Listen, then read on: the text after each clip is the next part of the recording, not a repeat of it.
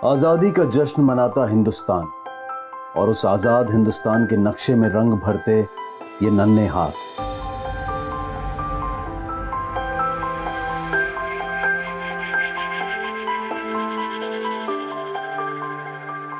ये बच्चे सामान्य बच्चों से जरा अलग हैं, भेद करना नहीं जानते, बेहद खुश हैं अपनी दुनिया में। अपने मां बाप को उतने ही प्यारे हैं जितना कि कोई भी सामान्य बच्चा। लेकिन इस जीवांत संस्कृति में कुछ लोग ऐसे भी हैं जो आजाद और संपूर्ण होने का अर्थ कुछ और ही समझते हैं। कुछ साल पहले महाराष्ट्र के सोलापुर में ऐसा ही एक केस देखने को मिला। मानसिक रूप से असहाय 8 बच्चे इसी दरिंदगी का शिकार बने आजाद हिंदुस्तान में। अभिव्यक्ति की आजादी, जीने की आजादी, सम्मान की आजादी सभी के लिए है, लेकिन इन बच्चों को ना तो आजादी के लिए काबिल समझा गया, बल्कि यहां तक कि उनकी पहचान को ही अनर्थ साबित करने की कोशिश की गई।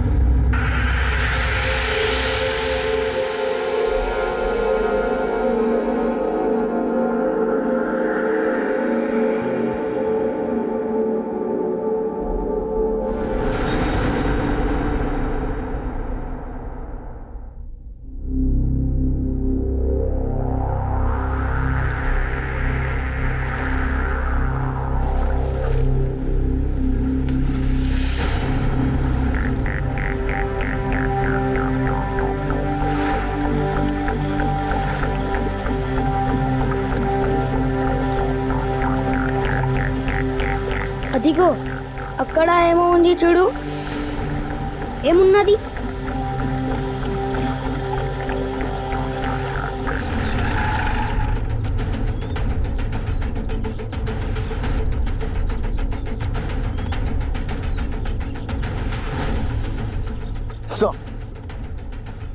ఈ బాడీ 8-10 మధ్యాహ్న సంవత్సరాల పిల్లగాడిది.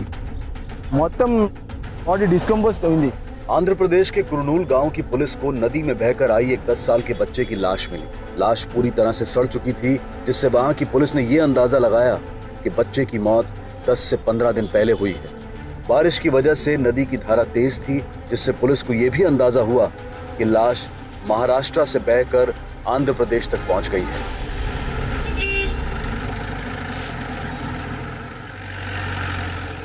सर, मेरा बेटा ऋषभ अचानक से गायब हो गया, पता नहीं कहाँ चला गया। सर, अब कुछ भी करके उसे ढूंढ दीजिए प्लीज सर, प्लीज। आप घबराइए मत, हम पूरी कोशिश करेंगे। बच्चा कब लापता हुआ? सर, कल शाम से। कहाँ से गायब हुआ? कल शाम अपने आया के साथ गार्डन गया था।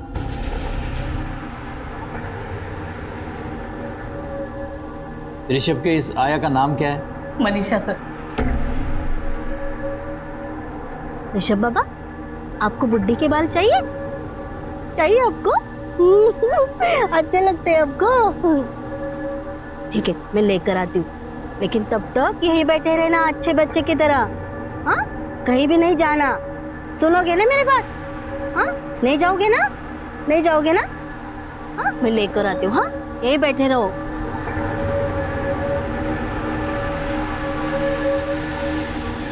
आपका बेटा मानसिक रूप से? जी सर, वो एक स्पेशल चाइल्ड है सर।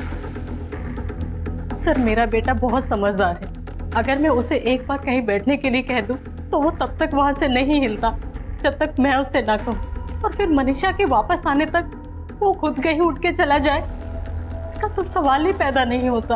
सर, हमने उसे हर जगह पे ढूंढा सर, पर वो कहीं नहीं मिला। फिरौती के लिए किसी का फोन आया था? जी नहीं सर। आपको किसी पे शक है जो ऐसा कर सकता हो? नहीं सर, ऐसा तो कोई नहीं है। ये केयरटेकर मनीषा? नहीं सर, मनीषा ऐसी औरत नहीं है। मैंने इसलिए पूछा क्योंकि मनीषा ही है जिसने उसे आखिरी बार देखा है, इसलिए उससे पूछताछ करना जरूरी है। कहाँ मिलेगी मनीषा?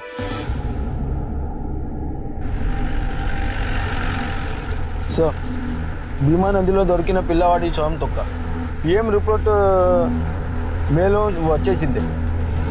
अब आंध्र प्रदेश पुलिस के पास उस बच्चे की पोस्टमार्टम रिपोर्ट आ चुकी थी, जिससे एक अहम बात सामने आई थी कि मरा हुआ बच्चा मानसिक रूप से असहाय था। बच्चे की मौत किसी पथरीली चीज पर सर पटकने से हुई थी और वहीं से पुलिस ने अपनी थ्योरी बनाई कि उस बच्चे से छुटकारा पाने के लिए उसके ही माँ बाप ने उसे मारकर नदी में फेंक दिया है। बच्चे निर्मल निश्चल भगवान का रूप होते हैं। उनकी भोली चालाकियों में भी मासूमियत होती है और शायद उनकी इसी मासूमियत को किसी की नजर लग गई थी। महाराष्ट्र के सोलापुर से 2 बच्चे गायब हुए थे और आंध्र प्रदेश के कुरनूल में एक की लाश मिली थी। क्या असलियत थी इन हादसों की? क्या इन तीनों हादसों का एक दूसरे से कोई ताल्लुक था? कोई क्यों इन मासूम बच्चों को अपना शिकार बना रहा था? चल नाटक बंद कर, बोल बच्चे के साथ क्या किया? कहाँ छुपा के रखा है या मार डाला उसे? साहब मैं ऋषभ बाबा को माँ के जैसा प्यार करती थी साहब, उसका बहुत ख्याल रखती थी। मैं कह को उसको ये फिल्मी डायलॉग बंद कर। हम अपने पे उतर आ गए ना तो ये ममता 2 मिनट में निकल आएगी बाहर। मैं सच बोल रही साहब, मैं झूठ नहीं बोल रही है। अब चाहे तो मैम सबको पूछो ना साहब। हाँ मेम साहब से भी पूछेंगे। तुझे जो पूछा है वो बोल पहले। मेरे को नहीं मालूम है साहब कि बाबा किधर चला गया हो या बाबा को कोई लेकर गया। साहब मैं 3 महीने से उसको गार्डन में लेकर जाती है, तब तो ऐसा कुछ भी नहीं हुआ साहब। पता नहीं हमें कैसा हो गया साहब। हमने बहुत ढूंढा बाबा को। कहाँ ढूंढा तीनों ने? नहीं साहब, हम 2 ही थे, मैम साहब और मैं। क्यों ऋषभ के पिता नहीं थे क्या? साहब तो पुणे में थे साहब। कुछ दिन पहले कंपनी की तरफ से साहब का ट्रांसफर हो गया है साहब, तब से पुणे में ही है। अब बस मैं और मैम साहब ही है साहब और बाबा। लेकिन ठीक है अभी तुम जा सकती हो, लेकिन हमें पूछे बगैर शहर के बाहर नहीं जाना। हाँ साहब।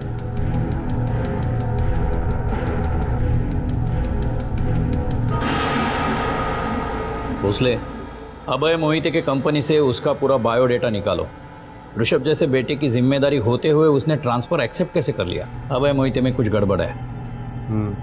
और एक बात, उसके पड़ोसियों से पूछताछ करो। हो सकता है जिसे हम घर के बाहर ढूंढ रहे हैं वो घर के अंदर हो। ओके सर, वो कुछ 5 साल पहले इस कॉम्प्लेक्स में रहने आए थे, तभी से मैं उन्हें जानता था। उन दोनों पति पत्नी के बीच में कभी कुछ झगड़ा ऋषभ को लेकर? हाँ सर, शुभांगी ने एक बार बताया था ऋषभ जब 3 साल का था तो अभय को दूसरा बच्चा चाहिए था, लेकिन वो डरती थी कि दूसरा बच्चा आने से ऋषभ की देखभाल में कुछ कमी ना रह जाए, इसलिए उन दोनों में हमेशा खटपट होती थी। हमें पता है आपको ऋषभ से प्रॉब्लम था, लेकिन और कोई तरीका नहीं बचा उससे दूर जाने का, तो आपने अपना ट्रांसफर करवा लिया पूना में।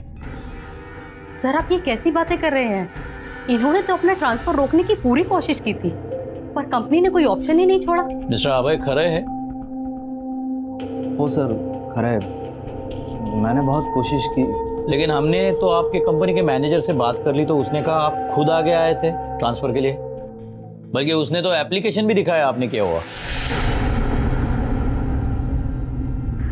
अब है क्या ये सच है? अरे उस बेचारे को तो इतनी समझ भी नहीं है, उसका बाप कहलाने के लायक ही नहीं। मुझे नफरत है उसके बेचारेपन से। थक गया हूं मैं उसकी सेवा करते करते।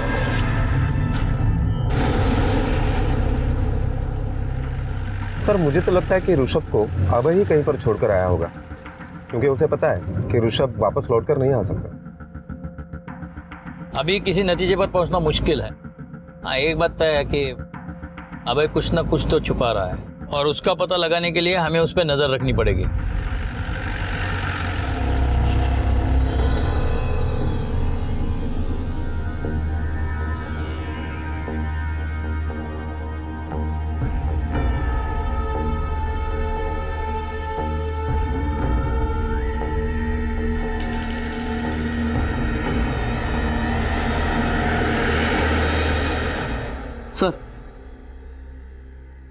सर हजरत शाह दरगाह के आगे जो नदी का मोड़ है वहाँ 2 बच्चों की लाश मिली है।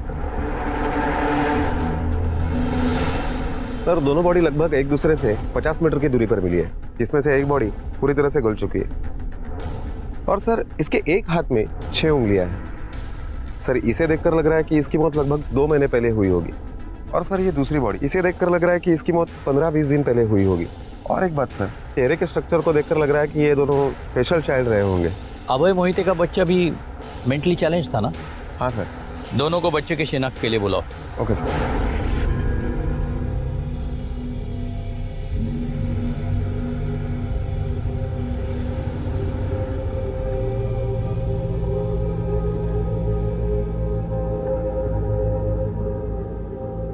नहीं, ये हमारा ऋषभ नहीं। नदी में 2 बच्चों की लाशें मिली है, एक ये और ये दूसरी पूरी तरह से गल चुकी है।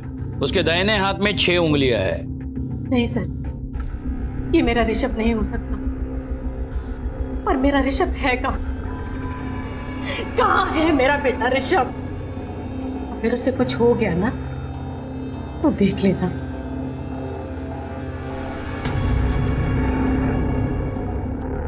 पोस्टमार्टम रिपोर्ट के मुताबिक दोनों बच्चों की मौत सिर किसी पत्थर से टकराने से हुई है। दोनों बच्चे मेंटली चैलेंज्ड है।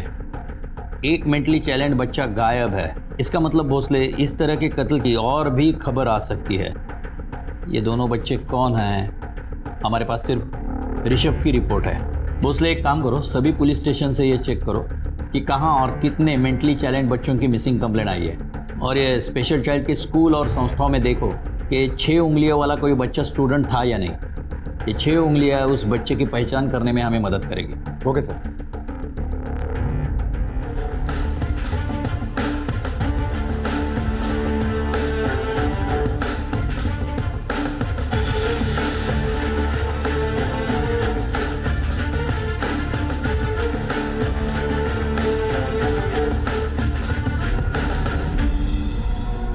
सर, एक विद्या निकेतन नाम की संस्था है जो ऐसे मेंटली चैलेंज बच्चों के लिए काम करती है। उनके स्कूल में एक बच्चा पढ़ता है जिसकी 6 उंगलियां है। उसका नाम समीर पवार है। लेकिन सर, वो 2 महीने से स्कूल नहीं आया। हमने उसके घर का एड्रेस ले लिया है। इस समीर पवार के माँ बाप को मिलना पड़ेगा।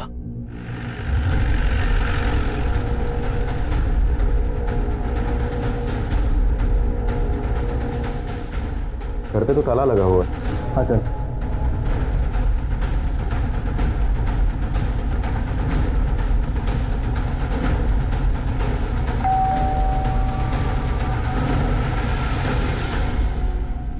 ये समीर पवार नाम का मेंटली चैलेंज लड़का आपके सामने ही रहता है ना? हो सर. क्या बता सकते हैं वो लोग कहाँ गए? सर, आनंद पवारने दुसरी शादी की आणि फिरायला गेला तो. क्या समीर को भी साथ में लेके गए? साहब, 1.5-2 महीने से तो मैंने उसको देखा ही नहीं है. किधर गया पता नहीं. बेचारा बच्चा. देखो ना साहब, उसका भी नसीब कैसा. पैदा ही ऐसा हुआ और उसके बाप को तो उसकी कुछ फिक्र ही नहीं है. वो सिर्फ खुद की सोचता है. बीबी को 1 साल भी नहीं हुआ मर के, उसने दूसरा शादी कर लिया और घूमने के लिए गया. क्या बता सकते हैं वो वापस कब लौटेंगे? कल तक आ जाएंगे.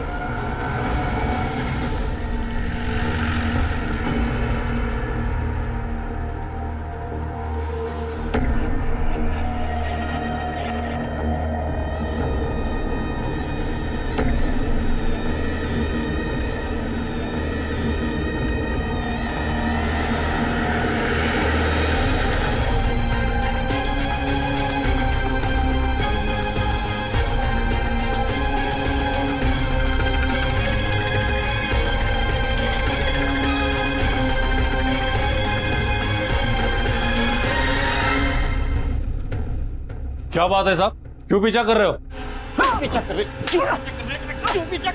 क्या बात है साहब, क्यों मार रहे मेरे को? तुम्हारा 8 साल का बेटा समीर पवार मेंटली चैलेंज्ड है. कहाँ है? साहब, मालूम नहीं किधर है वो. एक दिन गायब हुआ, तब से मिला नहीं मुझे. उसे ढूंढने की बजाय दूसरी शादी बनाकर हनीमून में बिजी है तू. साहब, ये शादी समीर गायब होने के पहले से ही तय थी. समीर गायब होने का इस शादी से कोई संबंध नहीं साहब. मैं बहुत परेशान था साहब समीर की जिम्मेदारी उठा के. लेकिन जब समीर गायब हो गया तो मुझे लगा मुझे मुक्ति मिल गई. इसलिए मैंने कंप्लेंट भी नहीं लिखवाई साहब. और साहब, वो ठीक भी नहीं होने वाला था. तेरे जैसा बाप होने से बेहतर है वो अनाथ होता. और तुझे उससे मुक्ति मिल गई है. उसकी लाश मिली है हमें. अब तेरे बेटे का अंतिम संस्कार तू करेगा या उससे भी मुक्ति चाहिए? छुटकारा चाहिए तो बोल. हम करेंगे उसका अंतिम संस्कार, वो भी भरी हुई आंखों से.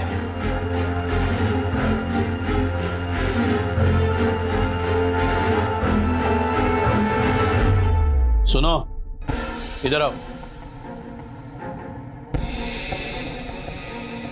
क्या साहब? कौन हो तुम?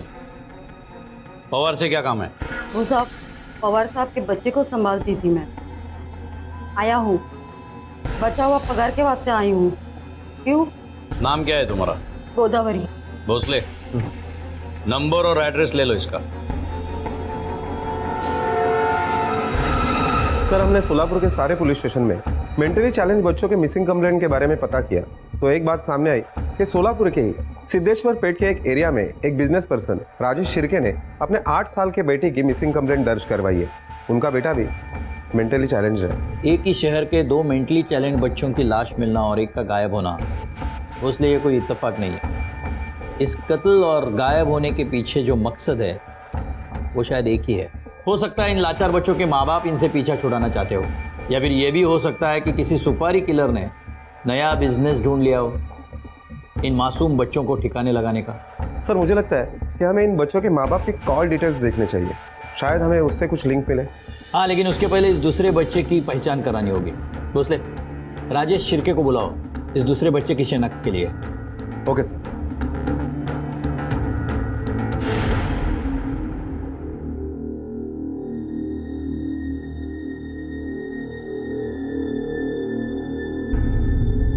सौरभ, सर,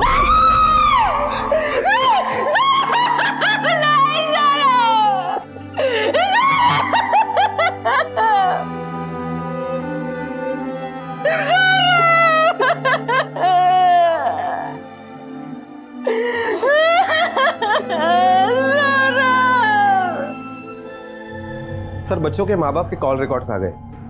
एक बात हैरानी की है सर, ये अभय मोहिते और राजेश शिर्के के बीच में एक बार नहीं कई बार कॉल हुआ है। हो सकता है दोनों ने एक दूसरे का इस्तेमाल किया हो अपने बच्चों से छुटकारा पाने के लिए, लेकिन ये इतनी चालाकी दिखा रहे हैं तो कंफर्म है कि फ़ोन पर तो डिटेल बातें नहीं की होगी। एक तो छुपकर मिले होंगे या नेट पे बातें की होगी। एक काम करो भोसले, अभय मोहिते और राजेश शिर्के को उनके कंप्यूटर के साथ पुलिस स्टेशन बुलाओ और साइबर एक्सपर्ट को भी बुलाओ। और हाँ, अभय और राजेश को अलग अलग रखना जब साइबर एक्सपर्ट उनके मेल्स चेक करता होगा। Okay sir.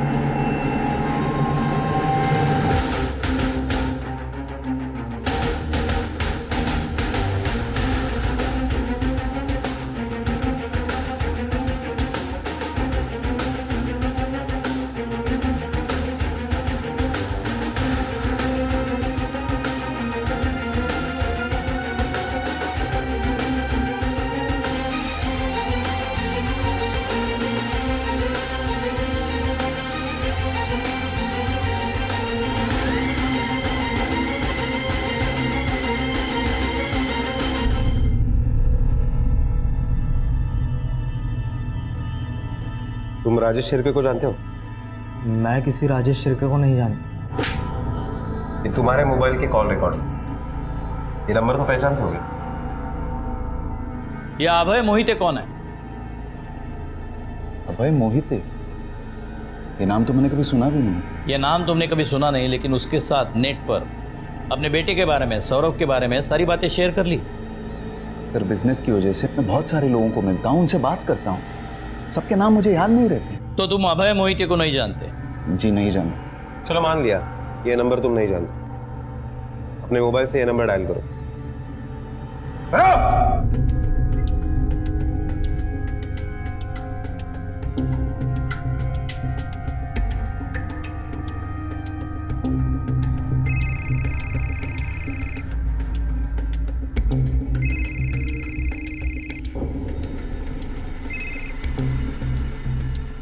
हाँ अभय मोहिते, मेरे केबिन में आओ, तुम्हारी याददाश्त दुरुस्त करनी है और तुम्हारे एक दोस्त से भी मिलवाना है।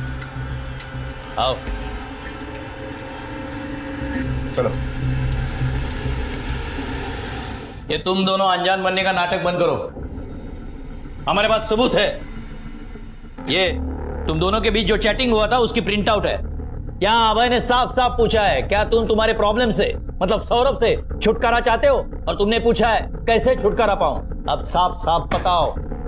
इंस्पेक्टर साहब, ऐसे ऐसे चैट रूम्स में कोई अपना असली नाम लेकर नहीं आता, और मुझे सचमुच नहीं पता था कि मैं अभय मोहिते से, मतलब अगर ये अभय मोहिते है तो इनसे बात कर रहा हूँ। और चलिए मान लिया कि मैंने मैसेज किया, ये कैसे डिसाइड हुआ कि मैं जिस प्रॉब्लम के बारे में बात कर रहा हूँ वो मेरा बेटा सौरभ है? अगर तुम कंफ्यूज थे कि सामने वाला तुम्हारा प्रॉब्लम कोई और समझ रहा है तो उसे क्लियर करने की बजाय ये कैसे पूछ लिया कैसे छुटकारा पाऊं? यही नहीं, इस चैटिंग के बाद तुम दोनों में फोन पर भी बातें हुई है बहुत बार, ये देखो। उसके बाद तुम दोनों मिले, अपने अपने प्रॉब्लम सॉल्व करने के लिए आपने प्लानिंग की। दोनों ने एक दूसरे के बच्चों को गायब किया, जिसमें से सौरभ मर चुका है और ऋषभ का पता नहीं। अब साफ साफ बोलते हो या हम बुलवाए? एक मिनट इंस्पेक्टर साहब, आप एक दुखी और मजबूर बाप पर इल्जाम लगा रहे हो। 8 साल से हमने सौरभ की किस तरह देखभाल की ये सिर्फ हम जानते हैं। 1 मिनट के लिए उसे अपने आंखों से दूर होने नहीं दिया, क्योंकि हम जानते थे कि वो 1 सेकंड भी अपना ख्याल नहीं रख सकता था। हाँ, मैं मानता हूं कि मैं और मेरी बीवी हम दोनों एक दूसरा एक नॉर्मल बच्चा चाहते थे।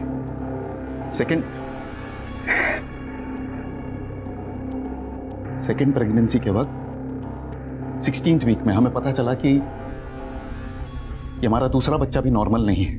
मेडिकल कंसेंट से हमने एबॉर्शन करवाया। सर, अब मेरी बीवी तीसरी बार प्रेग्नेंट है। हम दोनों सौरभ के दुख से बाहर नहीं निकले, और ना ही इस डर से कि हमारा तीसरा बच्चा भी पहले दोनों बच्चों की तरह ना हो। आप मुझे समझने के बजाय मुझ पर यह इल्जाम डाल रहे हो कि मैंने ही अपने बच्चे का कत्ल किया। आप अपना फेलियर हम दोनों पर क्यों थोप रहे हो? सर, मैं मानता हूँ कि मैंने राजेश को फ़ोन किया था, पर तब मैं इनका नाम और कंडीशन नहीं जानता था। मुझे सिर्फ अपने सॉल्यूशन से मतलब था। जैसे मैंने अपना ट्रांसफ़र पुणे करवाया, वैसे ही ये भी खुद को दूर कर ले, ना कि अपने बच्चे को जान से मार दे। सर, सच कहता हूँ, आज से पहले मुझे इनका असली नाम तक पता नहीं था। कभी बताया ही नहीं, ना मेल में ना फ़ोन पर।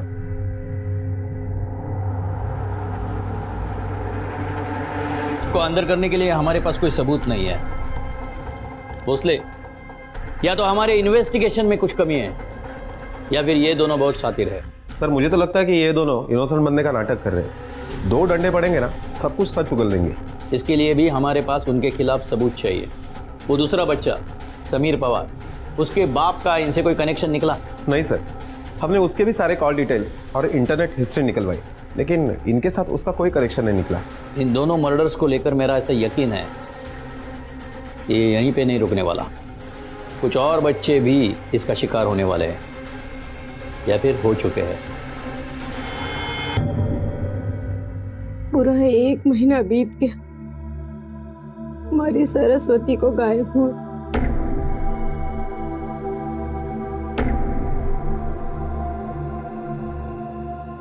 और तुम पर तो कोई फर्क ही नहीं पड़ता ना। मुझे तो ये भी नहीं मालूम कि मैं खुश हूं या दुखी। बस इतना जानता हूं कि खाने वाला एक मुंह कम हुआ। कैसे पालते थे उसे, तू बस इतना समझ ले कि वो जहां भी होए खुश रहे। भगवान ने तुम्हें माँ का दिल नहीं दिया ना, दिया होता तो पता पड़ता। मुझे बस इतना मालूम है कि मुझे मेरी बच्ची वापस चाहिए। मैं अब उसका और इंतजार नहीं कर सकती। मैं आज के आज पुलिस के पास जाऊंगी। सर, आपका शक बिल्कुल सही निकला। सोलापुर के आसपास सेम 3 केस का एविडेंस मिला है। कर्नाटक के गुलबर्गा में एक नदी में 8 साल के बच्चे की लाश मिली और आंध्र प्रदेश में एक 10 साल के बच्चे की लाश मिली। दोनों ही बच्चे मेंटली चैलेंज थे। दोनों ही स्टेट में किसी ने भी मेंटली चैलेंज बच्चे की मिसिंग कंप्लेंट नहीं लिखवाई थी, इसलिए पुलिस ने उनका अंतिम संस्कार किया। और सर, उजनी नदी के डैम एरिया में एक एनजीओ ने मेंटली चैलेंज बच्चे की मिसिंग कंप्लेंट लिखवाई। वो बच्चा अकेला था, कोई रिश्तेदार नहीं था, सड़कों पर घुमा करता था, इसलिए वही एनजीओ उसकी देखभाल करता था। इसका मतलब 7 मासूम बच्चे इस चुंगल में फंसे हैं। भोसले, आंध्र प्रदेश और कर्नाटक के पुलिस से कोऑर्डिनेट करो और नदी के एग्जैक्ट लोकेशन लो जहां ये डेड बॉडीज मिली है। Yes sir. और एक बात, मुझे महाराष्ट्र के सारे नदियों के मैप्स चाहिए। नदी के इस रूट में काफी कुछ छुपा हुआ होगा। पता नहीं कितने मासूम बच्चे शिकार हुए हैं और कितने होने बाकी है। Okay sir.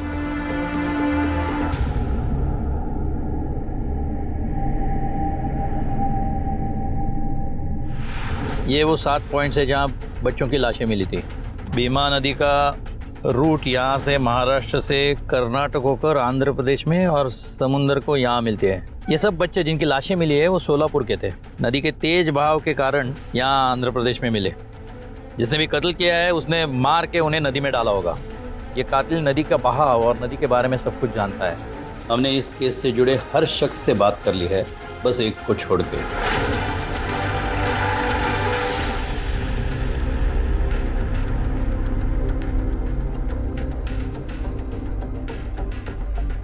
क्या हुआ साहब? आपसे कुछ सवाल पूछने थे। हाँ। आप वो पवार का बच्चा समीर पवार की देखभाल करते थे ना? जी साहब। अच्छा, आपने वो काम समीर गायब होने से पहले छोड़ा था या बाद में छोड़ा था? मैंने काम नहीं छोड़ा साहब, वही मेरे को निकाल दिया।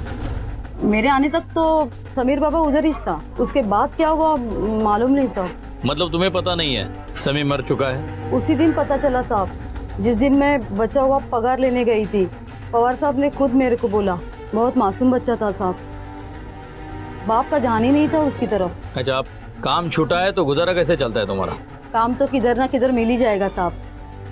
मैं चलूं, मेरे को देर हो रही है।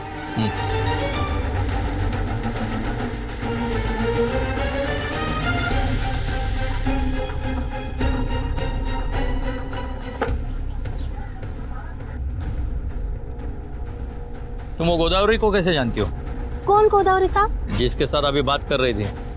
अच्छा, वो तय के बारे में पूछे? हाँ। वो मेरे को मोहिते साहब के यहाँ ऋषभ बाबा का आया का काम दिलाई थी। मतलब वो तब से पहचान है उसकी। वो यही काम करती है ना, मतलब औरतों को आया का काम दिलाती है और कमीशन लेती है। मतलब सोलापुर में जितने ऋषभ जैसे मेंटली चैलेंज बच्चे हैं उनके पास आया को ये गोदावरी बेचती है? हाँ साहब। ठीक है, जाओ तुम। हाँ। कोई था जो इन मासूम बच्चों से उनके जीने का अधिकार छीन रहा था। कहना मुश्किल था कि उस दरिंदे की जान लेने की भूख इस हद तक शांत हुई थी या फिर उसके पागलपन की चपेट में अभी और बच्चे भी आने वाले थे। और तभी पुलिस के हाथ एक ऐसी कामयाबी लगी जिससे इन मासूम जिंदगियों को इंसाफ दिलाने और उन्हें आजाद कराने की उम्मीद नजर आने लगी।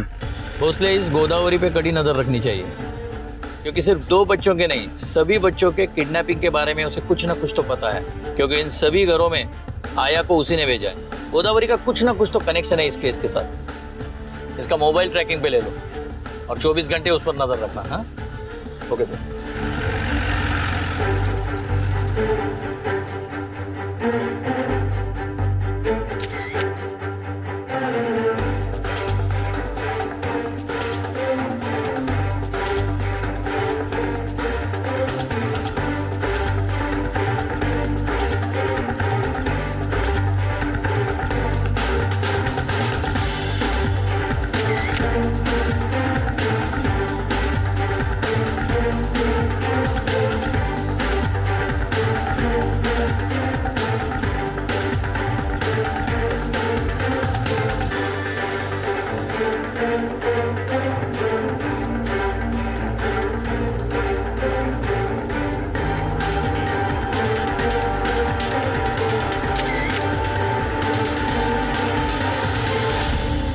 सर, बच्चों के बारे में गोदावरी को यही प्यून इन्फॉर्मेशन देता है। ये मेंटली चैलेंज बच्चों के स्कूल में काम करता है। जब हमने उससे पूछताछ की तो उसने बताया कि साहब, वो मेरे को बोली थी कि वो उन बच्चों को आया दिलाने का काम करती है। अगर मैं उनको उस बच्चे का नाम और एड्रेस दूंगा तो वो मेरे को पैसा देगी। आज तक कितने लड़कों का नाम दिया तूने उसे? टोटल बोले तो 6 साहब, 5 लड़के और 1 लड़की।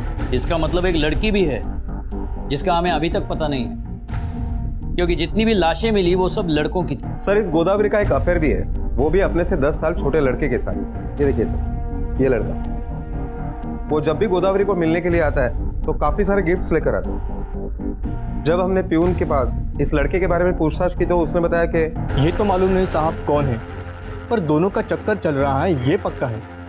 उनकी जेब भी भारी है और बहुत खर्चा करते हैं साहब। गोदावरी और उसके आशिक को उठाने का टाइम आ गया है, लेकिन हमारे पास कोई ठोस सबूत नहीं है उनके खिलाफ। सर आइए। सर, उनकी 8 साल की बेटी 1 महीने से लापता है और वो भी सर वैसी ही बच्ची है। आइए, बैठिए। कहाँ से गायब हुई आपकी बेटी? उसके स्कूल से साहब, छुट्टी होने के टाइम में उसको लेने को गई, लेकिन मेरी सरस्वती मेरे को वहाँ नहीं मिली साहब।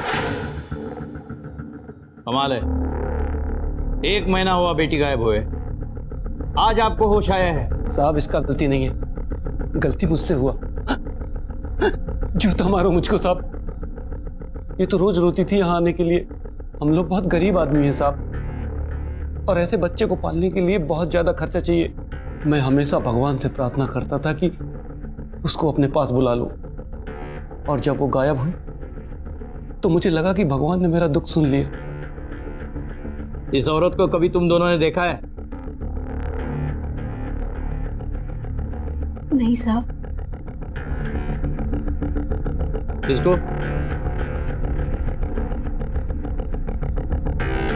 हाँ साहब, साहब ये मेरे घर आया था साहब। घर आया था? क्यों? पीछे धन्यवाद। बैठिए।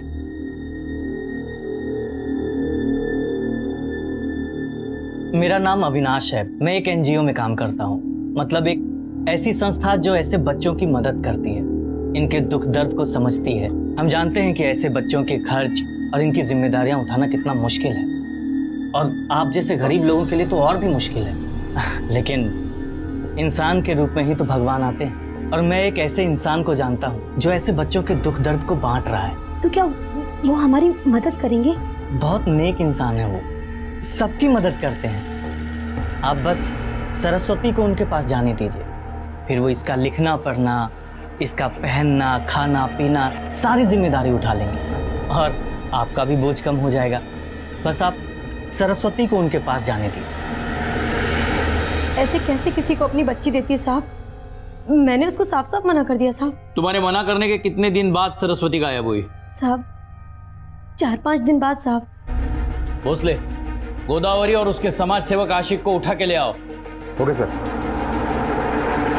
साहब मेरे को कुछ भी मालूम नहीं अविनाश ने उन बच्चों के साथ किया क्या। वो तो मेरे को बोला कि कोई बहुत भला आदमी है जो ऐसे बच्चों को पालता है, तो मेरे को ऐसे बच्चों के एड्रेस बता देगी तो तेरे को भी कमीशन मिलेगा साहब। फिर साहब मैंने जिधर जिधर आया भेजी थी वो एड्रेस उसको दे दी। उसने और मांगा तो मैंने स्कूल के प्यून को पटाई, फिर उसने मुझे वो एड्रेस देना शुरू किया, फिर मैं उसको देती थी साहब। गोदावरी, तुमने एक बार भी नहीं सोचा ये सोशल वर्क करने वाला भला आदमी बच्चों के बदले तुम्हें पैसे क्यों दे रहा है? तुम क्या सोचोगी कमीशन के साथ तुम्हें आशिक जो मिल गया?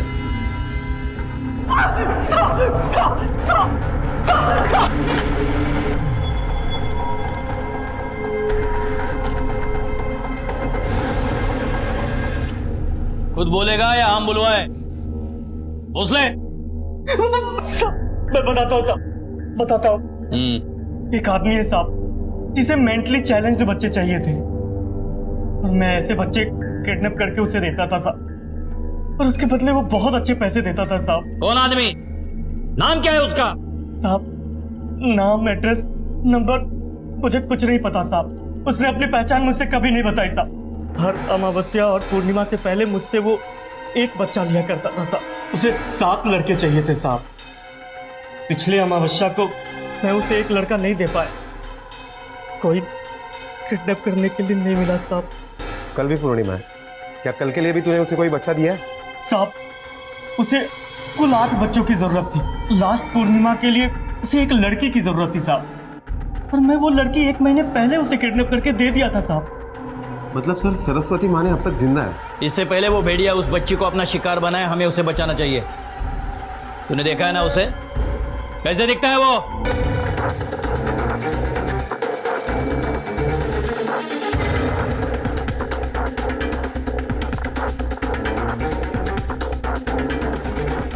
देख, उस बच्ची को बचाने के लिए हमारे पास टाइम बहुत कम है। अगर तूने गलत हुलिया बताया ना, तो वो जब पकड़ा जाएगा, तुम्हारा जेल में रहने के लिए इंतजाम अभी कर देता हूं मैं, समझे?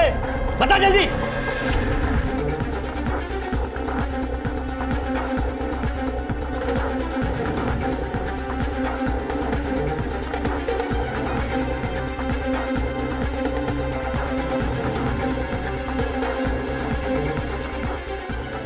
ये जी साहब, यही है वो आदमी। भोसले, टाइम बहुत कम है, इसे पकड़ने के लिए मोबाइल ट्रैकर की जरूरत पड़ेगी। Okay sir.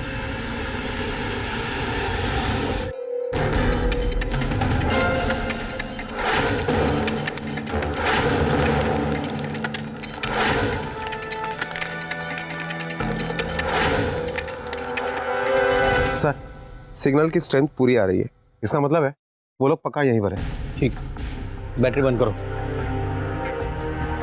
चलो।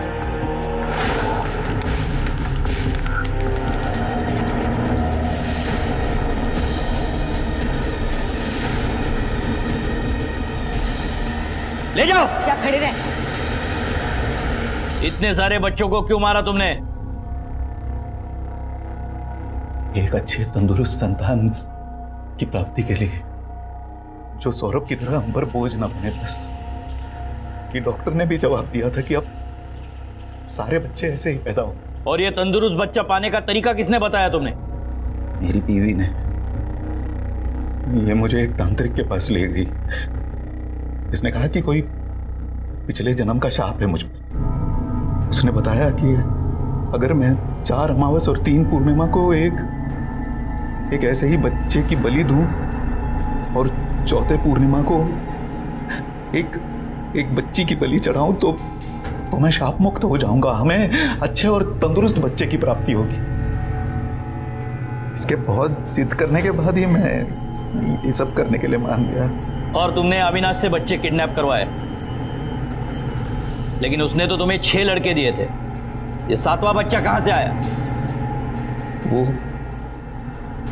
वो मेरा बेटा सौरभ था। सिर्फ एक बच्ची की बलि बाकी। अगर आप लोग हमें नहीं पकड़ते तो वो भी पूरी हो। अपने खुद के बेटे की बलि चढ़ाई तुमने? तुम लोग इंसान नहीं हो और यहां बाहर रहने के लायक नहीं हो। भोसले, इन्हें इनके असली जगह पहुंचाओ।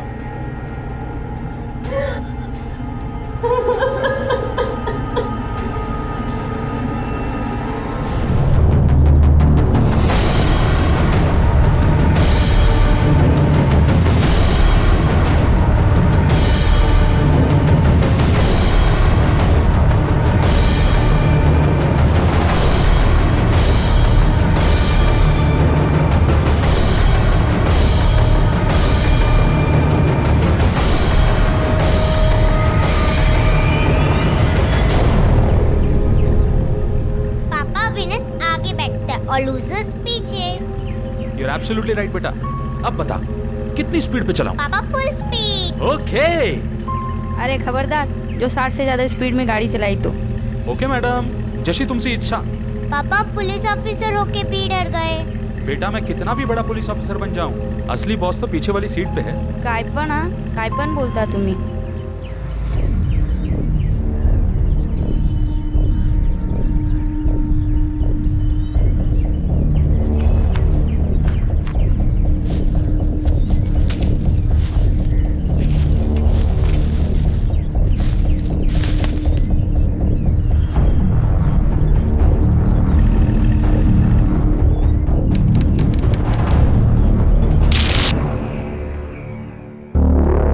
से गायब हुई है तुम्हारी पोती? 12 दिन हो गए। 12 दिन हो गए, आपकी पोती गायब है। और आप बाबा रहे, कंप्लेंट लिखवा ना। क्या नाम है उसका? प्रिया, 23 साल की है। सर ये लड़की की फोटो।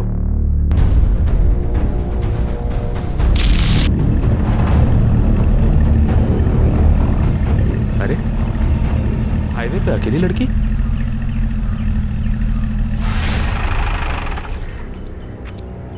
ये आगे ढाबे तक लिफ्ट दे देंगे प्लीज? ठीक है आ जाओ। Thank you. मैं बैग लेके आती हूँ।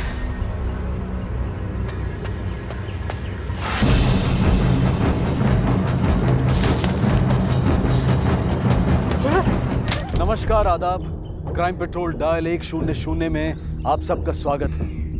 69 साल पहले कई शहीदों की कुर्बानियों के बाद हमें आज़ादी मिली थी, पर क्या आज हम उस आज़ादी की महत्वता को समझ पा रहे हैं? हमारे देश का जो भविष्य है, शायद उनके लिए आज़ादी का वो अध्याय सिर्फ इतिहास के पन्ने हैं, लेकिन अब वक्त आ गया है नया इतिहास लिखने का, आज़ादी का नया व्याकरण समझने का, ये समझने का कि हमें जितना खतरा बाहरी ताकत से है, उससे कहीं ज्यादा खतरा अंदरूनी ताकत से है। आज आज़ादी अंग्रेजों की बेड़ियों से मुक्ति नहीं है, बल्कि उन बेड़ियों से मुक्ति है जो हमारे घरों में पनप रही हैं।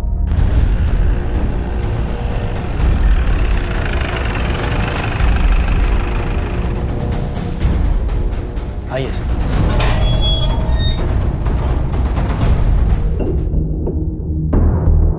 आपके कहने का मतलब है कि आपकी बेटी कैंप पर गई है, और कहाँ गई है ये आपको नहीं पता? साहब, जब बच्चे बड़े हो जाते हैं तो उन पर माँ बाप की रोक टोक नहीं चलती।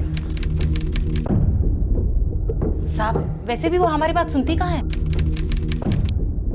नहीं सर, ऐसी कोई बात नहीं है। राजाराम, कैसी बात कर रहे हो तुम? हमें तो ये भी पता नहीं कि प्रिया कहाँ चली गई है, और तुम बता रहे हो कि वो कैंप के लिए गई है। बाबा तुम शांत रहो, मैं बात कर रहा हूँ ना साहब से।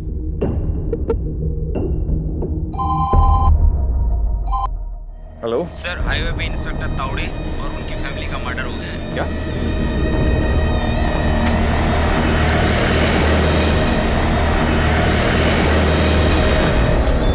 साहब, ऐसा नहीं कि हमने उसे फोन नहीं लगाया, हमने उसको कई बार फोन किया, लेकिन उसका फोन हमेशा स्विच ऑफ या आउट ऑफ कवरेज है। साहब वो अपने मामा के यहाँ नागपुर गई है, और वहां से वो अपने दोस्तों के साथ कहीं चली गई। मामा का नंबर है? जी जी, लगाइए।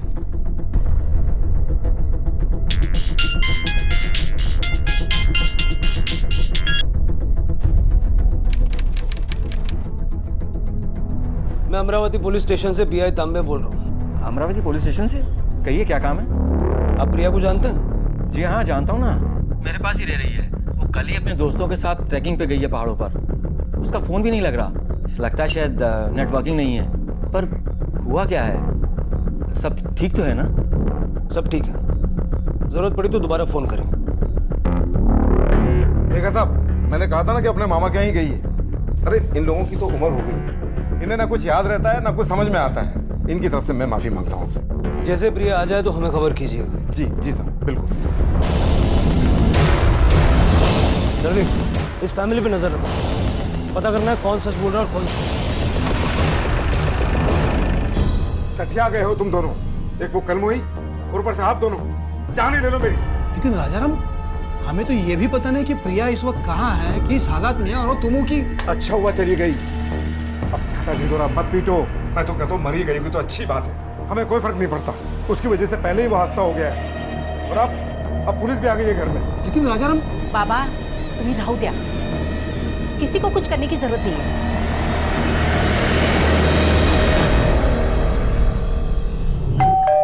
आले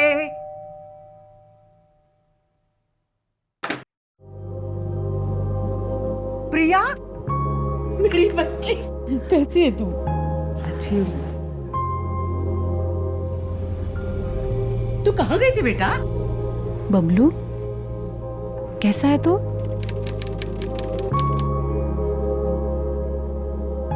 प्रिया, आजो बा।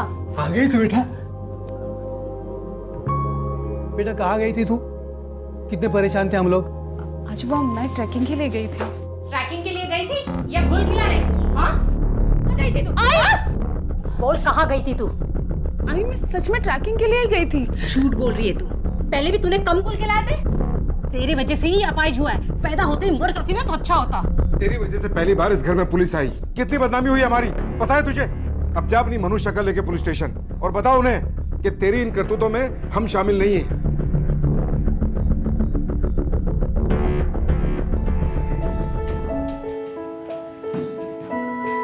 अच्छा बेटा, तू बिना बताए गई थी ना, इसलिए तुझ पर सब नाराज है। बुरा मत मानना बेटा।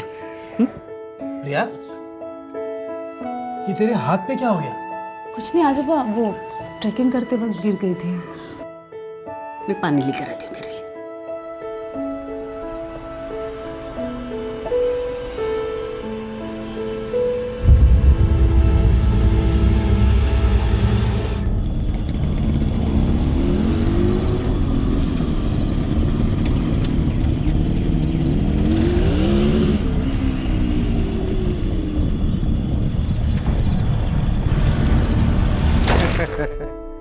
लीजिए, आप तो कुछ ले ही नहीं रहे।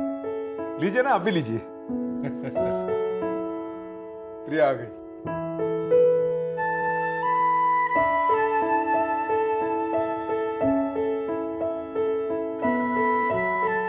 ये है हमारी बेटी प्रिया। प्रिया बेटे, नमस्ते करो। आपकी बेटी बहुत सुंदर है और हमें बहुत पसंद आई। हमारी तरफ से रिश्ते के लिए हाँ है। अरे वाह, फिर तो क्या बात है, शादी का मुहूर्त निकालते हैं जल्दी। ठीक है भाई साहब, जैसा आप कहें। दीपक जी, अगर आपको प्रिया से कुछ अकेले में बात करनी है तो आप कर सकते हैं। आजकल तो लड़के लड़कियां करती ही हैं। जी जरूर।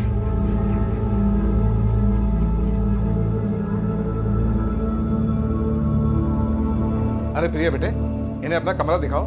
जाइए दीपक जी, जाइए जाइए, देखिए देखिए, जाओ बेटे जाओ।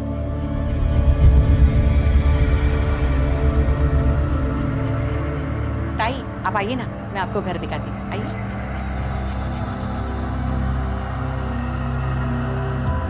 राजा, तेरा दिमाग खराब हो गया?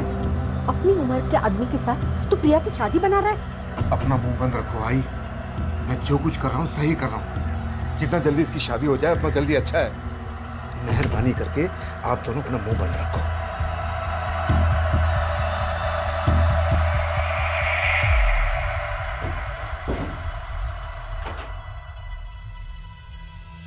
प्रिया, तुम तो मुझे पहली नजर में ही भाग गई।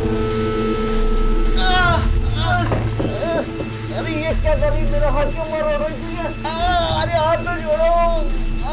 चुपचाप नीचे जाके बोल कि तुझे मुझसे शादी नहीं करनी, समझा? आप बोल दो, हाथ तो जोड़ो।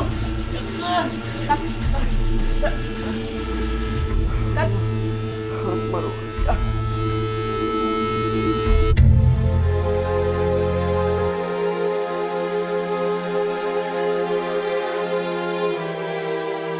हमें माफ कर दीजिए, हमें शादी नहीं करनी है आपकी बेटी से। नमस्ते। मैं उसे जान से मार दूंगा। पागल हो गया क्या? इस लड़की ने पागल कर दिया है मुझे। उस जैसे बेकार आदमी ने भी इसके साथ शादी करने से मना कर दिया। उसे उस बात का पता चल गया होगा। अरे तो मैं क्या करूं? जो कुछ भी हुआ है इस लड़की की वजह से हुआ है। जाके कहीं मर क्यों नहीं जाती, या फिर मेरी ही जान ले ले।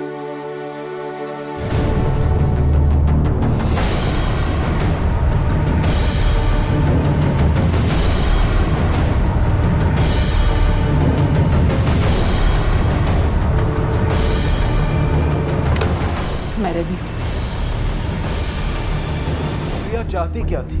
एक छोटे से शहर की मासूम सी दिखने वाली लड़की आखिर किस मंजिल की तरफ बढ़ रही थी? दुश्मनों ने जहां पुलिस ऑफिसर और उनकी फैमिली को मार गिराया था, प्रिया वहीं आसपास मौजूद थी।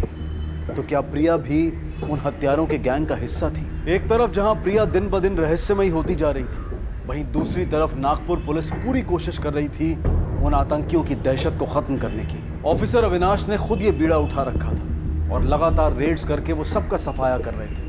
लेकिन इसी बीच उन्हें एक ऐसी खबर मिली जिससे वो खुद भी चौंक गए।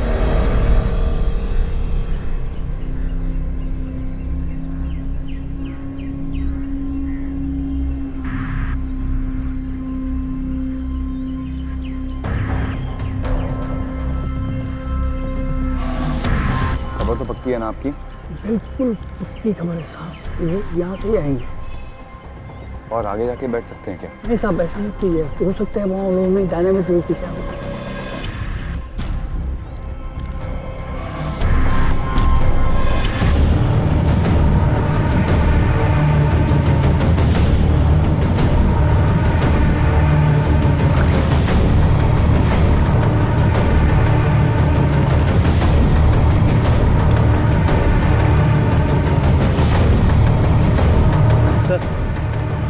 वार्निंग देनी है? वार्निंग की कोई जरूरत नहीं है।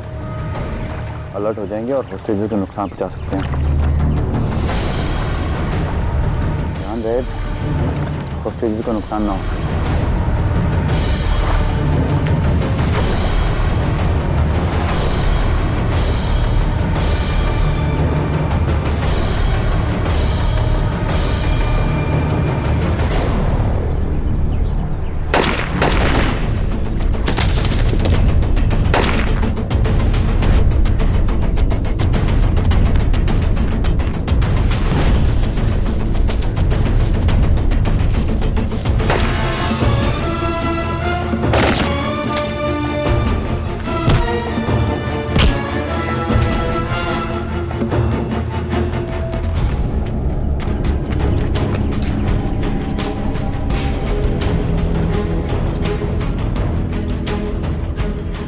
चेक कर।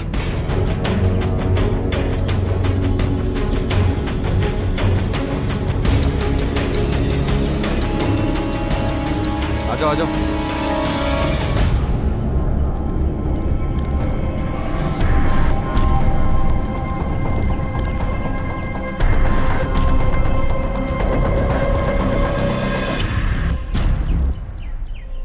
सरहद के पार दुश्मनों से लड़ते हुए कम से कम ये तो पता होता है कि दुश्मन कौन है, लेकिन जब लोग देश के अंदर ही आतंक फैला रहे हों तो दुश्मन को पहचानना मुश्किल हो जाता है। नागपुर पुलिस ने अपनी जान की परवाह किए बगैर बड़ी हिम्मत दिखाते हुए 7 लोगों को मार गिराया और एक को जिंदा पकड़ने में कामयाब रही। प्रिया वापस आ गई थी, लेकिन कोई नहीं जानता था कि वो कहाँ गई थी, क्यों गई थी और उसके साथ क्या हुआ था। उसके आने से सिर्फ उसके दादा दादी खुश थे, उसके माता पिता तो उससे नफरत करते थे। पर ऐसा क्या हुआ था और वो कौन से हादसे की बात कर रहे थे जिसके बाद उन्हें प्रिया से इतनी नफरत हो गई थी?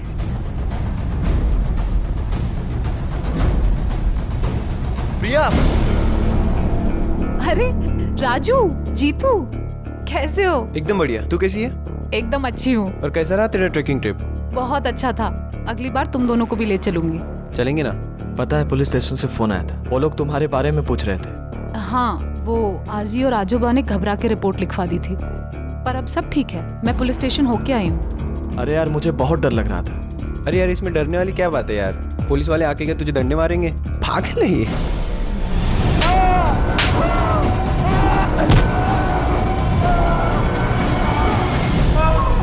बॉडी टचर कुछ नहीं बोल रहा। तो फिर किस काम का ये? उड़ा दो इसे, 7 की जगह 8 डाल देना रिपोर्ट में। Right sir.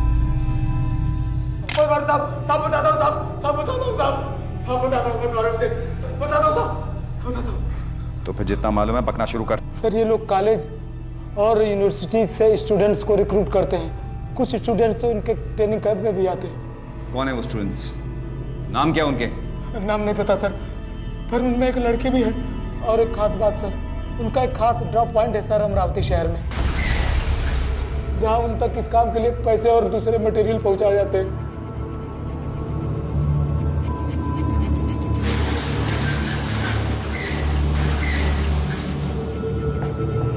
मुझे सर बचा लीजिए, नहीं तो वो लोग छोड़कर मार डालेंगे सर। आपके हाथ जोड़ता हूँ सर, मुझे बचा लीजिए। पता करो।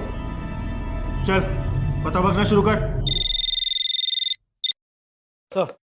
इंटेलिजेंस रिपोर्ट के मुताबिक कुछ लोग कॉलेज स्टूडेंट्स को बहला फुसला करके अपने गिरोह में शामिल करने की कोशिश कर रहे हैं। इन उग्रवादियों को रोकने के लिए सबसे पहले हमें इनके रिक्रूटमेंट्स को रोकना होगा। आप एक काम कीजिए, आप सारे मॉल्स में, कॉलेजेस में और कॉफी शॉप्स में कड़ी निगरानी रखिए। और एक बात, आपको मैं एक एड्रेस मैसेज कर रहा हूँ, आप उस एड्रेस पर 24/7 सर्वेलेंस रखिए। ठीक है सर। ये उन उग्रवादियों का सस्पेक्टेड ड्रॉप पॉइंट है और यहाँ पे कोई भी आए या जाए आप मुझे इन्फॉर्म कीजिएगा। ऑलराइट? बताइए सर।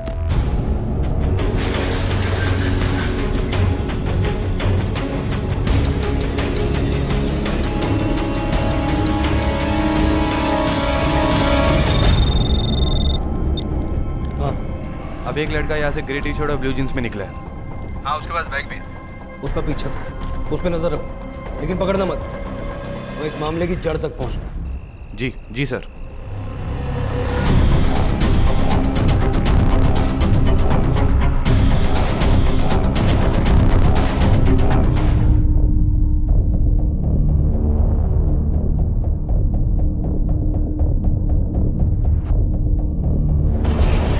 मैं खेलने जा रहा हूँ अब।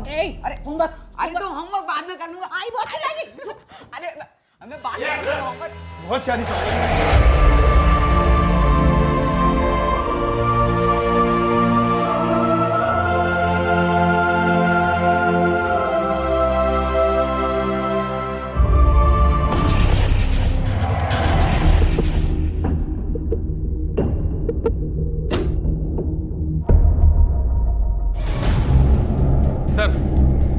सर उस लड़के का नाम राजू है, फाइनल ईयर का स्टूडेंट है, हिमाचल के रहने वाला है। हॉस्टल में जगह नहीं मिली इसलिए रूम लेके अकेले रह रहा है। पढ़ाई में एवरेज से बेहतर है, कोई पास्ट क्रिमिनल रिकॉर्ड भी नहीं है। कॉलेज में अटेंडेंस भी बहुत अच्छा है, सिवाय एडवांस फिजिक्स के क्लास के।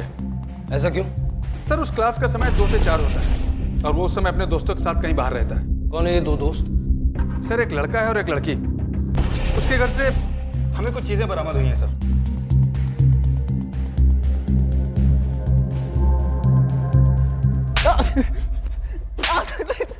मुंह नहीं खोलेगा तब तक पिटेगा। सर मुझे कुछ समझ में नहीं आ रहा सर, आपने मुझे यहाँ क्यों बुलाया सर? सर मैंने कुछ भी नहीं किया है सर। ये क्या है? ये तेरे बैग से मिला है? सर मुझे नहीं पता था सर बैग में ये सब है।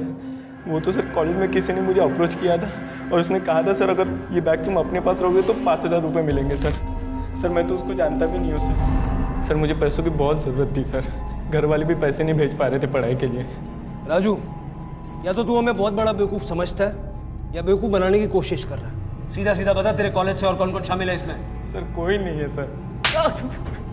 फिर ये प्रिया और जीतू कौन है? सर वो तो दोस्त है सर, क्लासमेट्स है। जीतू तो सर मेरा बहुत अच्छा दोस्त है और प्रिया पढ़ाई में अच्छी है तो सर नोट्स लेता हूँ सर। उनको नहीं पता था सर कि मैं बैग पहुँचाने के लिए पैसे ले रहा हूँ। सच बोल रहा हूँ सर, मैंने कुछ नहीं किया। जब तक ये सच नहीं बोलता इसको उल्टा लटका के मारो। नहीं सर, नहीं सर, मैं सच बोल रहा हूँ सर। तो राजू और जीतू तुम्हारे सिर्फ अच्छे दोस्त हैं और कुछ नहीं जानती उनके बारे में? नहीं सर, पर हुआ क्या है और मुझे यहाँ पे क्यों लेके आए? कुछ नहीं, कुछ स्टूडेंट्स हैं जो गैर कानूनी एक्टिविटीज कर रहे हैं। वैसे ये राजू और जीतू को तुम कब से जानते हो? साहब जब से कॉलेज में एडमिशन हुआ तब से जानता हूँ। प्रिया मेरी दोस्त है और राजू हिमाचल का रहने वाला है। वो यहाँ अकेला रहता है। मेरा विश्वास कीजिए सर, मैं सच कह रहा हूँ, मैं कुछ नहीं जानता हूँ सर इसके अलावा। फिलहाल जा सकती हो, अगर जरूरत पड़ी तो दोबारा बुलाओ। जी सर। एक मिनट सर, आपको याद है इसी लड़की के दादा दादी ने मिक्सिंग कंप्लीट लिखवाई थी। ये जब घर वापस आई तो ये हाजिर लगाने को आई थी, तब आप नहीं थे सर। वैसे गई कहाँ थी तू? सर नागपुर के पास जंगलों में ट्रैकिंग के लिए गई थी सर। बहुत अच्छी जगह है सर, मैंने इन्हें फोटोग्राफ्स भी दिखाए थे। हाँ सर, ये देखिए।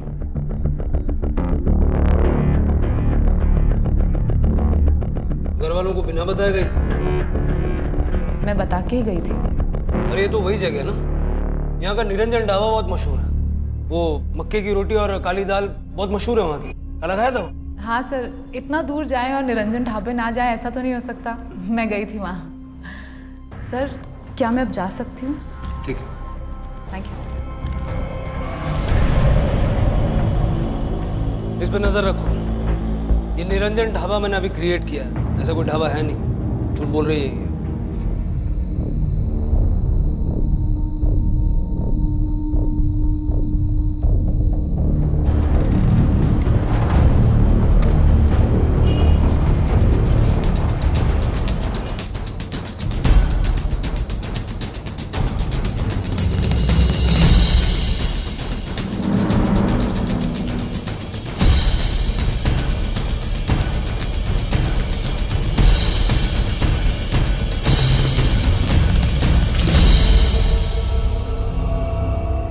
किसके लिए काम करती हो?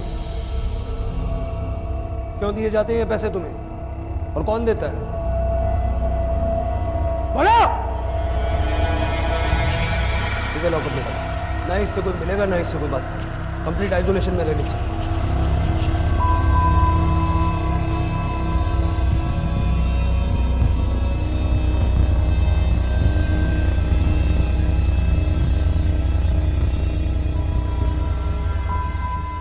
सर उसके मुंह से एक भी शब्द नहीं निकला। 48 घंटों से उसे सॉलिटरी कन्फाइनमेंट में रखा है। न खाती है, न पीती है, न रिएक्ट करती है। कुछ भी नहीं बोल रही सर। ठीक है, मैं आ रहा हूं।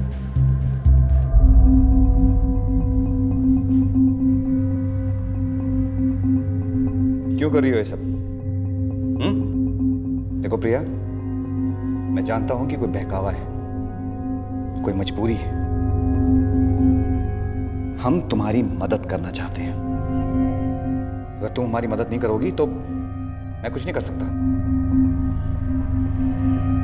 देखो कौन मिलने आया तुमसे।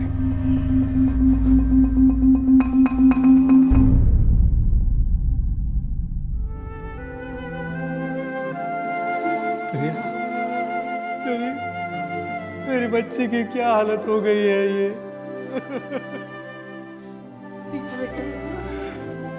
ये क्यों हुआ सब?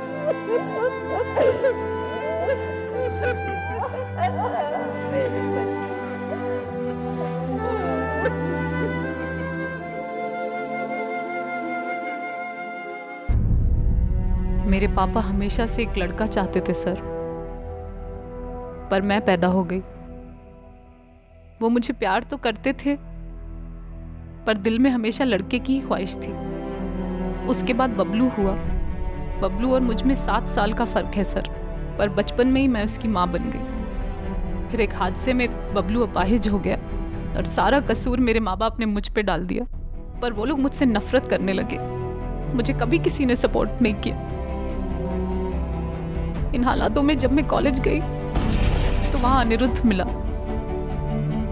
उसने मुझे सहारा दिया, हिम्मत दी। धीरे धीरे वो मेरे कॉलेज जाने की वजह बन गया। कॉलेज तो क्या, वो मेरे जीने की वजह बन गया, क्योंकि उसने मुझे अपने लिए लड़ना सिखाया, ताकत दी।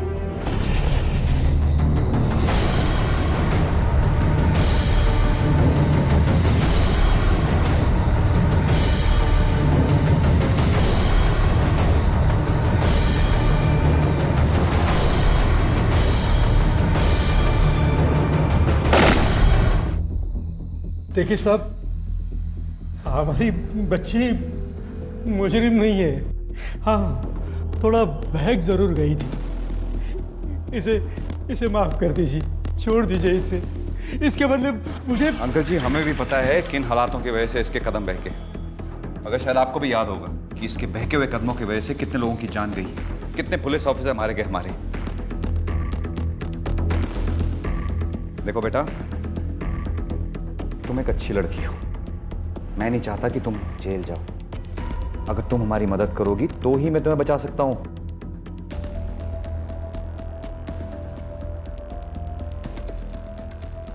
मुश्किल वक्त और हालात कई बार इंसान को गलत कदम उठाने पर मजबूर कर देते हैं। प्रिया के साथ भी ठीक ऐसा ही हुआ था। अपने साथ हुए बलात्कार और अपने परिवार के साथ साथ सारी दुनिया द्वारा अकेले छोड़ दिए जाने की वजह से उसने अपने हाथों में हथियार उठाया, हिंसा को अपनाया। लेकिन गलत कदम उठा लेना एक बात होती और गलत रास्ते पर आगे बढ़ते जाना दूसरी। और अब देखना यह है कि क्या प्रिया इस बात को समझकर गलत रास्ते पर उठाए अपने कदमों को रोक पाएगी। क्या वो सही रास्ते पर लौटकर गुनाह और गुनहगारों से लड़ने में पुलिस की मदद करेगी, या उसका हिस्सा बनकर इस दलदल में और गहरी धंसती चली जाएगी। कोई नहीं, भाग के सारे चेक करो, सब चेक करो। कमन, उधर जाओ।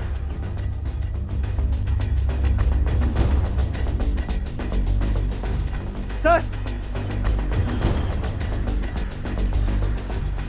AK-47 सर जमा करो यहाँ पे। और इस जगह को सील करो, ये सब लेके आओ बाहर।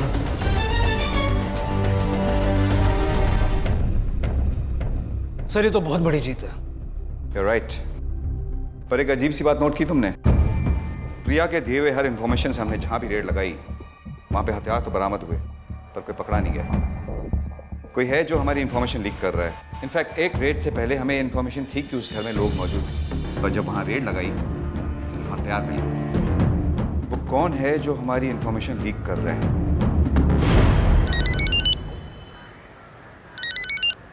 हेलो, कांग्रेचुलेशंस प्रिया, तुमने जो पता दिया था वहाँ पे हमारी पुलिस टीम ने रेड डाली और बहुत सारे हथियार बरामद किए। हालांकि कोई पकड़ा नहीं गया, फिर भी तुम उन लोगों के टच में रहो और हमें खबर देती रहो। Okay sir.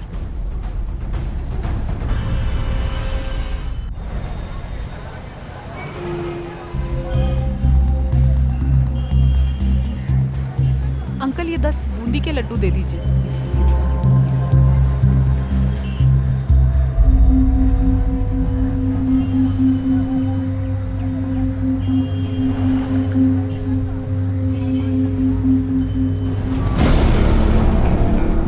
पुलिस ऑफिसर को अब मुझ पे पूरा भरोसा हो गया है। हेलो, पुलिस को लग रहा था कि प्रिया उनके साथ है। वो उसका इस्तेमाल करके उग्रवादियों के नेटवर्क को तोड़ने की उम्मीद लगाए बैठे थे, लेकिन हकीकत उनकी उम्मीद से ठीक उलट थी। असल में ये प्रिया और उन उग्रवादियों की साजिश थी, उस बहादुर स्पेशल टास्क फोर्स के ऑफिसर ACP अविनाश को खत्म करने की, जो उनके गलत मकसद और नापाक मंसूबों के बीच में सबसे बड़ा कांटा बना हुआ था। ये जाल था उसे फंसाने के लिए, उसे खत्म करने के लिए। अब देखना ये था कि क्या वक्त रहते पुलिस या ACP अविनाश को इस हकीकत का पता चल पाएगा। क्या ACP अविनाश अपने आप को बचा पाएंगे? हाँ प्रिया, सर करंजी हाईवे पे आज एक स्मगलिंग होने वाली है, रेड कार में कैश और वेपन्स की। क्या? अभी मुझे सिर्फ इतना पता है कि अगले 1 घंटे में होने वाला है और आपको वहाँ फौरन पहुँच जाना चाहिए। ठीक है, keep me informed, okay? Okay sir. Alright.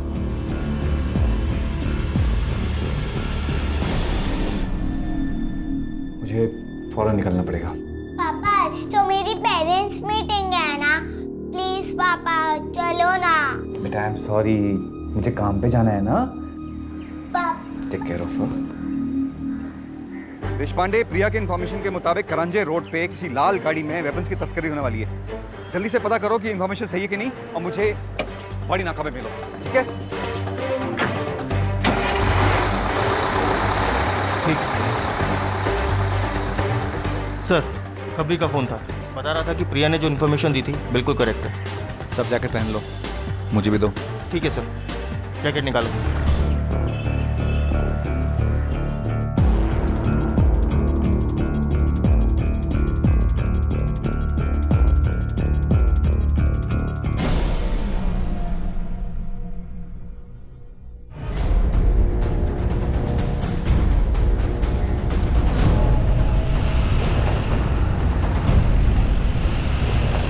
रुक जा।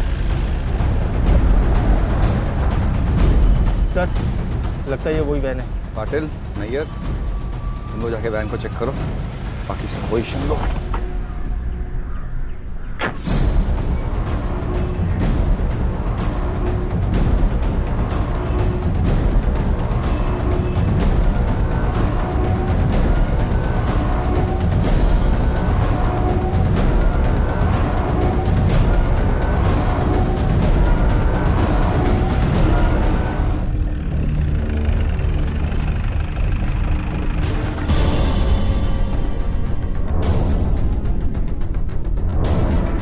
बाबू, तुम्हारे माँ बाप को क्या इसी ने मारा?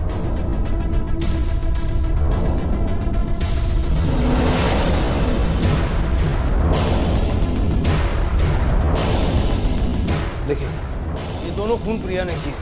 क्या? उसने ऐसा क्यों किया होगा? साहब, बात यह है कि कुछ समय पहले कुछ गुंडों ने प्रिया के साथ रेप किया था। तो आपने रिपोर्ट क्यों नहीं दर्ज करवाई? राजाराम नहीं चाहता था। राजाराम को लगता था कि बबलू की हालत प्रिया की वजह से हो गई है, इसलिए वो उससे बहुत नफरत करता था। कहता था कि वो तू मर जाएगी तो हमारे लिए बहुत अच्छा होगा। राजाराम हमेशा हॉस्पिटल में सिर्फ बबलू से मिलने जाता था, प्रिया से कभी नहीं मिलता था। इस बात का गुस्सा प्रिया के मन में बहुत दिल से पल रहा था, इसलिए उसने राजाराम मतलब एसीपी साहब,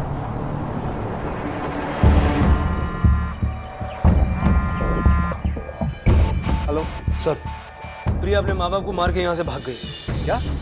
और आपको गलत इन्फॉर्मेशन देके वहाँ भेजने का प्लान भी उसी का है। ओह माय गॉड, उसे अरेस्ट करो sir. Patil, it's a trap. वापस आ जल्दी।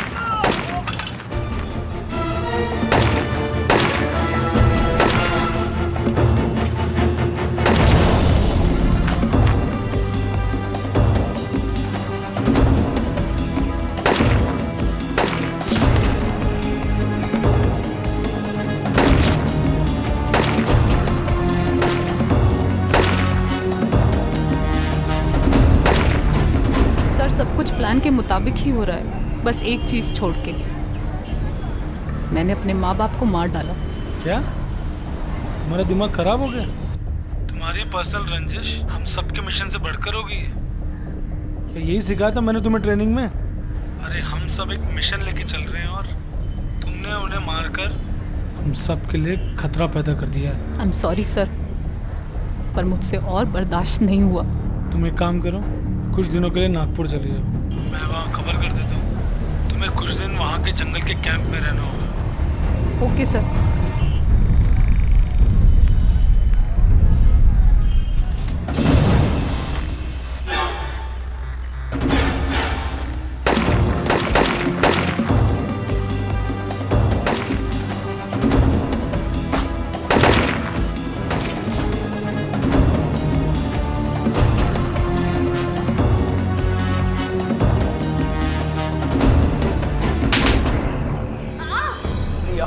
मुंह खोलो, हमारे पास ज्यादा टाइम नहीं है।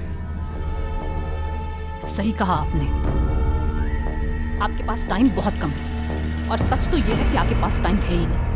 आपको क्या लगा था मैं आप लोगों के लिए काम करती हूँ? कहाँ थे आप लोग? कहाँ थे आप लोग जब मेरे ऊपर जबरदस्ती हो रही थी? कहाँ थे आप लोग जब मेरा रेप करने वाले खुलेआम घूम रहे थे? उस वक्त मुझे जिसने सहारा दिया मैं उनके लिए काम करती हूँ। हमें अच्छी तरह पता था कि आप लोग मुझ पे यकीन नहीं करेंगे, इसलिए हमने झूठी खबर आपके खबरियों तक पहुंचाई कि हमला होने वाला है। हमला तो होने वाला है, पर तुम्हारे लोगों पर। पांडे, कोई दिख रहा है क्या? नहीं सर, कोई नहीं दिख रहा।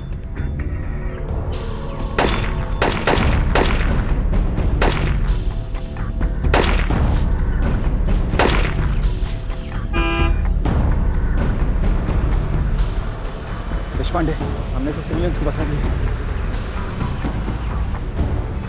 इनके हाथ लग गई तो प्रॉब्लम हो जाएगी, तू जाकर रोक। लेकिन सर, कवर से बाहर निकले तो ये हम पर गोलियां चला देंगे। अरे मैं कवर फायर करता हूँ, तू जा। सर,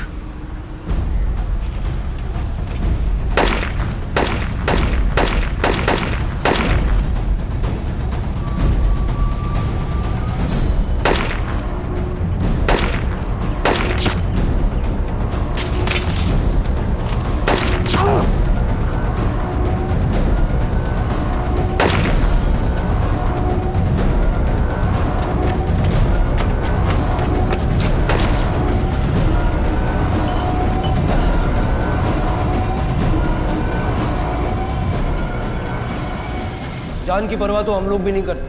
फर्क सिर्फ इतना है कि तुम लोग अपनी जान की बाजी लगाकर सिर्फ दहशत फैलाते हो। जो पुलिस तुम लोगों को बुरे लोगों से बचाती है, उनको मारने चली हो। इतनी कट्टरपंथी आती कहां से तुम लोगों को? पुलिस वालों को मारना चाहती हो ना तुम? अब मरेंगे, लेकिन तुम में से कोई भी जिंदा नहीं बचेगा। और ये सब करके तुमने हासिल क्या किया? अपने अपाहिज भाई को अनाथ कर दिया,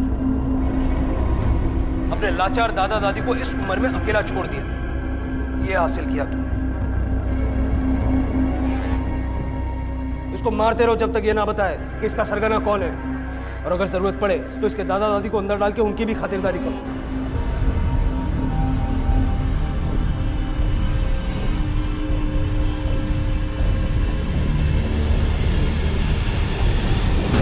उस बस को रोक और उसके अंदर घुस जा।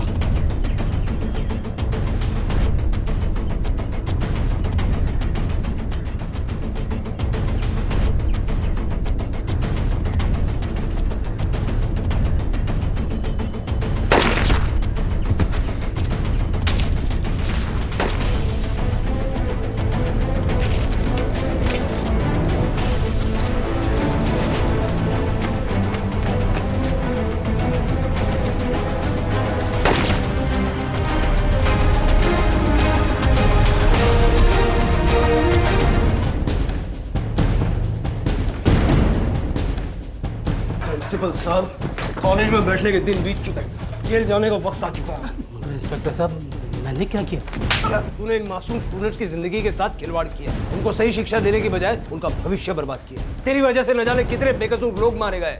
अगर तू इन मासूम बच्चों को सही शिक्षा देता और ये आतंक का खेल ना खिलवाता, तो हमारे न जाने कितने बहादुर अफसरों को अपनी जान नहीं गंवानी पड़ती। सब कुछ प्रिया ने बता दिया। चल ले चलो। वो लोग जिनकी ना तो कोई आइडियोलॉजी है और ना ही आतंक फैलाने की वजह, वो हमारे घरों की तरफ देखते हैं कि क्या कोई ऐसा है जिसे वो बहका सके, और फिर किसी एसीपी अविनाश जैसे पुलिस ऑफिसर को अपनी जान पर खेलना पड़ता है। अगर प्रिया को उसका हक मिला होता, उसे उसके हिस्से का प्यार मिला होता, तो क्या वो कभी ऐसा कदम उठाती? हम आज़ादी की बात करते हैं, लेकिन क्या हम अपनी सोच में आज़ादी ला पाए हैं? देश के बाहरी दुश्मनों से आज़ादी की 70वीं सालगिरह हम मना रहे हैं, लेकिन हमारी अपनी बनाई हुई बेड़ियों से हमें कब आज़ादी मिलेगी? और जिस दिन हम वो आज़ादी पालेंगे, उस दिन हम कह पाएंगे कि हमने पूर्ण स्वराज पा लिया है। इसी विचार के साथ मैं अनूप सोनी अब आपसे विदा लेता हूँ। फिर मुलाकात होगी अगले एपिसोड में जुर्म की एक और कहानी के साथ। तब तक अपना और अपने परिवार का ख्याल रखें और देखते रहें क्राइम पेट्रोल डायल 100। सबक एक को सीख हम सबको। जय हिंद। क्राइम पेट्रोल्स के और भी दिलचस्प कहानी देखने के लिए हमारे चैनल को सब्सक्राइब करें और बेल आइकॉन दबाना न भूलें।